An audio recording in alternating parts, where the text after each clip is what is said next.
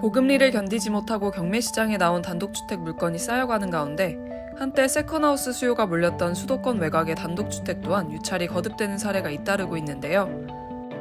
대출이자 부담을 견디지 못하고 준공 후 2-3년 만에 경매로 넘어간 신축 단독주택 사례도 나타나고 있습니다. 실제 경기도 양주시에선 지은 지 2년 된 2층 집이 유찰되며 가격이 1억 원대까지 떨어져 수요자들의 관심이 쏠리는데요. 업계에선 신축 단독주택이 경매로 나오는 사례 자체가 많지 않다고 말하는데요. 감정가 2억 원대에서 1억 원대로 가격이 하락한 양주 단독주택, 물건의 입지와 권리관계 등을 헤럴드경제 부동산 360에서 살펴봤습니다. 저는 지금 경매로 나온 양주 단독주택 현장에 와 있는데요. 지어진 지 2년밖에 안 된 신축 건물입니다. 오늘 이 물건 어떻게 경매로 나왔고 어떤 유찰 요인들이 있을지 자세히 한번 확인해 보겠습니다.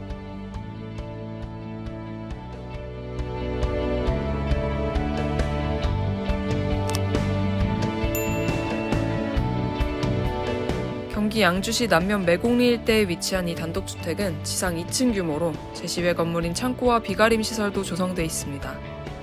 주택의 3면을 둘러싸고 있는 잔디마당도 마련돼 있는데요. 2022년 4월 준공된 신축 건물입니다.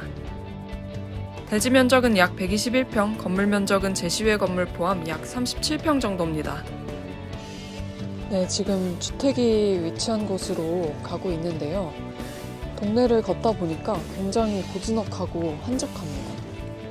엄청 조용해서 가는 동안에 들리는 소리가 닭 울음소리랑 새소리, 강아지 짖는 소리밖에 안 들릴 정도로 엄청 조용한 동네네요.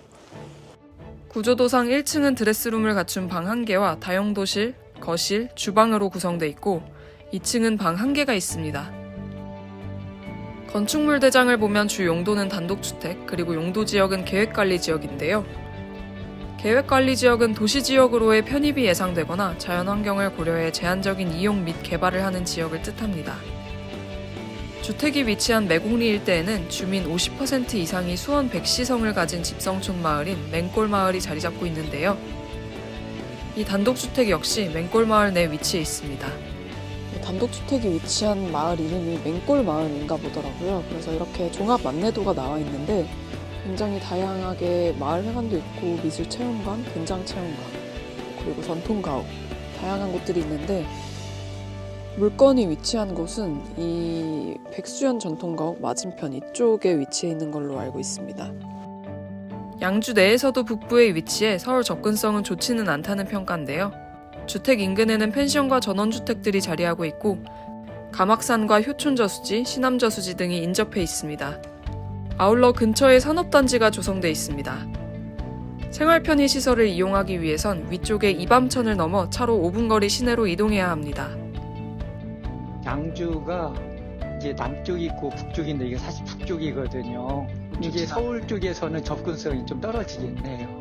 한참 이제 북쪽 편에 있으니까 저도 처음에 남면이라고 해서 우리가 흔히 하면 남쪽이 남면이잖아요. 그래서 양주 남면이면 남쪽인 줄 알았더니 이름만 남면이지 사실 이게 북쪽 연천하고 접해 있는 동네더라고. 그러니까 아마 이제 여기는 사실 서울에서나 이쪽에서 접근성으로 보면은 이건 약점은 분명히 있고요. 소유주가 8천만 원대 빚을 갚지 못해 경매로 넘어간 이 물건은 준공 후 2년도 안 된 올해 1월 경매 개시가 결정됐습니다. 경매 개시가 결정된 이후 2월에 건물 매매가 이뤄져 현재 토지와 건물 소유주가 각기 다른 상황인데요. 이러한 부분은 낙찰자의 재산권 행사에 영향을 미치지 않을 것이란 관측입니다. 경매 중에 소유권은 이전됐어요. 그렇기 때문에 이제 경매 진행하는 건 영향은 없고 그 권리자의 부동산을 취득해서 나중에 낙찰이 무효가 된다든가 그런 건 없어요. 그냥 오히려 소유권 이전 자체가 제가 보기에는 선의가 아닐 수도 있으니까 지금 경매 진행 중인 물건을 사지는 않을 거 아니에요. 그리고 또 소유권 이전을 하려면 토지 건물 모두 해야 되는데 토지는 이전하지 않고 건물만 이전했다라는 건 제가 보기에는 선의로 보여지지는 않고 또한 지난해 주택에 전입신고한 임차인이 있긴 하지만 후순위 세입자로 낙찰자가 인수해야 할 권리상 하자는 없습니다. 신모 씨가 작년 8월 달에 전입한 걸로 돼 있는데 경매 신청 채권자 이 가압류권이 그보다 빠르기 때문에 네. 그래서 실제 이분이 지금 법원에서 뭐 공식으로 보증금을 신고한 것도 없지만 네. 설령 나중에 우리가 낙찰을 받고 명도할 때 재산권 행사할 때 네. 나는 임차인이기 때문에 뭐 권리 주장을 낙찰자한테는 못하고. 네, 이쪽이 경매로 나온 단독주택 모습인데요.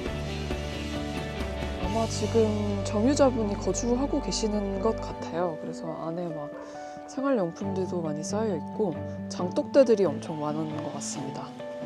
근데 이 옆쪽으로는 아까 보셨던 그 전통 가옥이 지금 현재 공사 중이라서 이런 모습입니다. 확실히 지은 지 2년밖에 안 돼서 외관이 엄청 깨끗하긴 하네요. 이렇게 정자 같은 곳도 있고 앞에는 울타리가 쳐져 있어서 자세히 들어가 보지는 못하겠지만 굉장히 관리가 잘 된 모습입니다. 이 단독주택 경매는 지난달 초 감정가 약 2억 4,772만 원의 첫 경매가 진행됐지만 유찰됐습니다. 이달 11일 감정가 대비 가격이 30% 하락한 약 1억 7,341만 원의 두 번째 경매가 진행될 예정인데요. 이번에 주인을 찾지 못하면 가격은 1억 2천만 원대까지 떨어지게 됩니다.